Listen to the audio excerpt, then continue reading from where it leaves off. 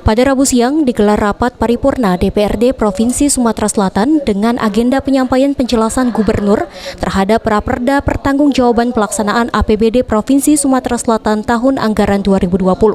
Gubernur Sumatera Selatan Herman Deru mengatakan, salah satu kewajiban kepala daerah terkait pengelolaan keuangan daerah adalah menyampaikan Raperda Pertanggungjawaban APBD paling lambat 6 bulan setelah tahun anggaran berakhir dan telah diaudit oleh BPKRI.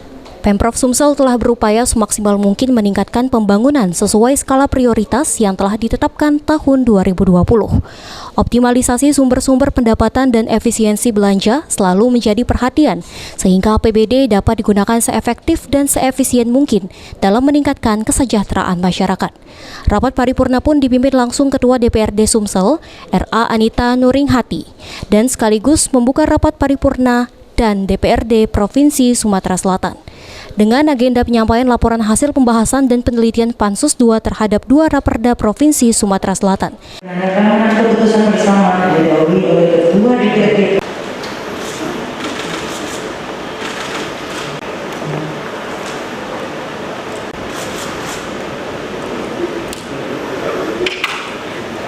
Acara penandatanganan selesai.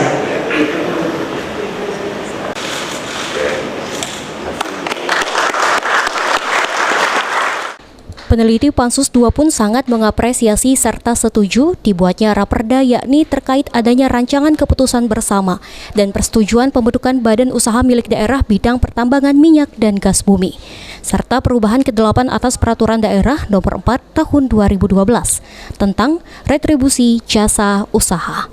Saudara Ketua, Wakil-Wakil Ketua, dan para anggota Dewan yang terhormat, setelah mendengarkan secara seksama laporan hasil penelitian dan pembahasan atas 2 Raperda tersebut, maka sampailah kami pada kesimpulan dan pendapat akhir, yaitu sepakat untuk memberikan persetujuan bersama terhadap 2 Raperda dimaksud.